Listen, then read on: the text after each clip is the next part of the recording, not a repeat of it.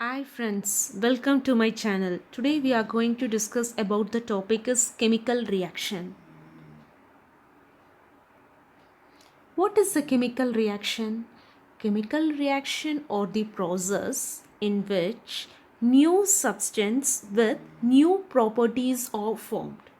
So in a chemical change, a chemical reaction has takes place. So see the example, when hydrogen reacts with oxygen, you will get a new substance is water. As you know, water has different properties. When you see hydrogen and oxygen or gases, and water is a liquid as we drink every day, right? So next to see the next example, when sodium reacts with chlorine, you will get sodium chloride. A metal that is a soft metal, when it reacts with poisonous gas that is chlorine, you will get a salt that is NaCl, that is sodium chloride, which we eat every day.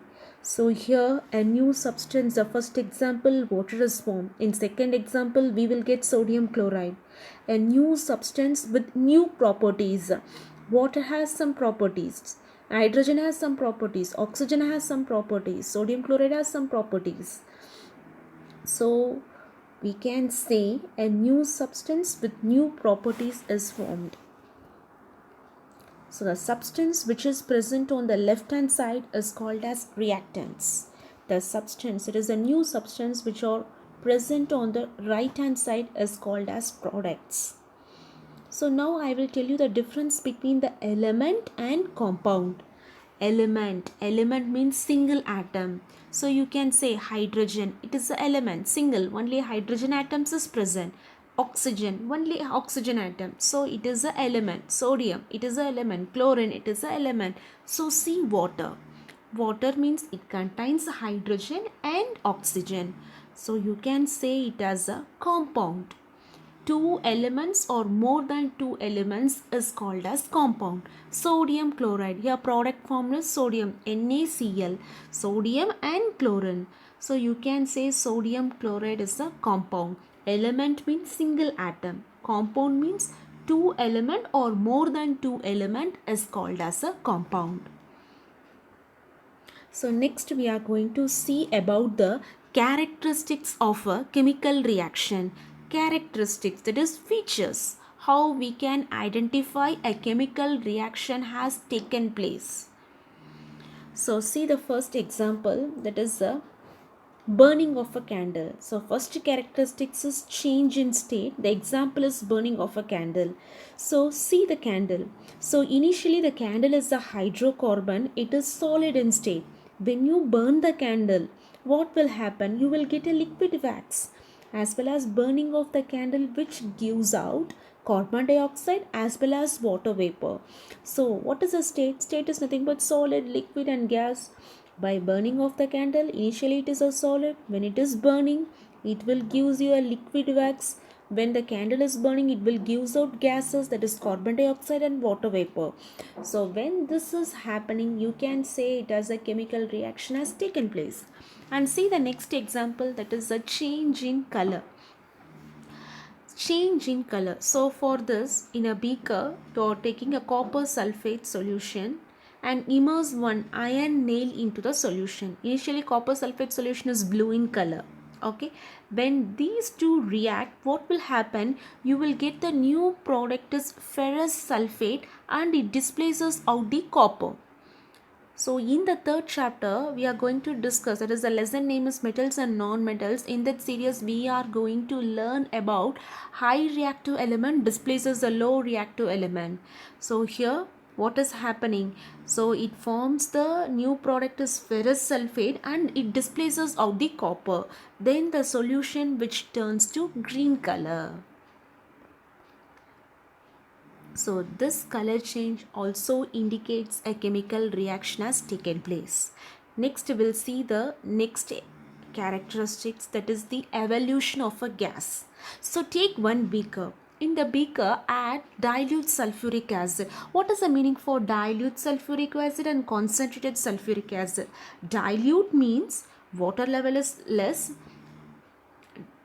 dilute means water level is more and acid level is less. If it is concentrated, then acid level is more and water level is less. So now we are taking dilute sulfuric acid. In the dilute sulfuric acid, we are adding the zinc granules. When zinc granules is going to react with sulfuric acid, what will happen? You will get the new product, that is zinc sulfate, along with a gas is evolved. That gas is called as a hydrogen gas. So hydrogen gas is evolved.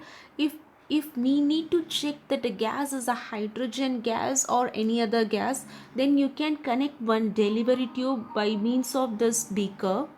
So in that beaker you just keep the soap solution and take a burning candle near to that soap solution. Here we are passing the hydrogen gas into the soap solution. Now you can get a sound as pop sound, P-O-P, pop, pop, pop sound. This pop sound indicates the presence of hydrogen gas. Right?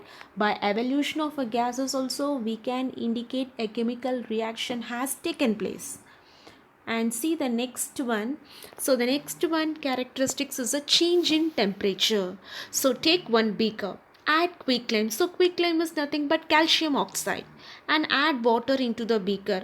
What will happen? This quicklime is going to react with water, and it gives the product as slacked lime, and it evolves out the heat. Slacked lime is nothing but calcium hydroxide. So where this calcium hydroxide is used? Calcium hydroxide is used for whitewashing the houses. Okay, so when you touch the beaker, what you can feel? You can feel it's very hot. By means of very hot or very cool, you can identify a change in temperature has taken place. So when change in temperature occurs, then you can find out a chemical reaction has taken place, right? And we'll see the last characteristics, that is the formation of precipitate. What is the meaning for precipitate? Precipitate is nothing but insoluble in solution. That is insoluble in water. That is the meaning for precipitate. When potassium iodide reacts with lead nitrate, it forms potassium nitrate and lead iodide. So see, potassium iodide, potassium symbol is K, iodide symbol is I. Then the formula for potassium iodide is Ki. And the same for lead nitrate, symbol is Pb. So lead nitrate formula is PbNO3 twice. Okay. So this words, potassium iodide and lead nitrate is the words. These words can be written as symbols and formulas. Then you can say it as a word equation or chemical equation. Word equation can be written into symbols and formulas. Then you can say it as a chemical equation. So what is the product you obtain here? Potassium nitrate, that is KNO3, and lead iodide. So this lead iodide is precipitate here. You will get a yellow color, a solid substance. KNO3 is aqueous here, and lead iodide you will get, it is insoluble in the solution. You will get a yellow colored precipitate. So by means of this, you can identify a precipitate is formed in the reaction. So one more time I will recall all the things what we have discussed. So what is chemical reaction? A new substance with new properties is formed. The substance which is present on left hand side is reactant. The substance which is present on the right hand side is product. A single atom is called as element. When two elements or more than two elements, it is called as a compound. Then how we can identify a chemical reaction has taken place? By means of the characteristics of a chemical reaction. That is the first one, it is a change in state. And next one, change in color. And the third one, evolution of a gas. And the fourth one is change in temperature. And the fifth one is the formation of precipitate. By means of these 5 characteristics, we can identify a chemical reaction has taken place. If you like this video, kindly share and subscribe it. In next video, I am going to tell about the chemical equations and how to write the chemical equations. Thank you.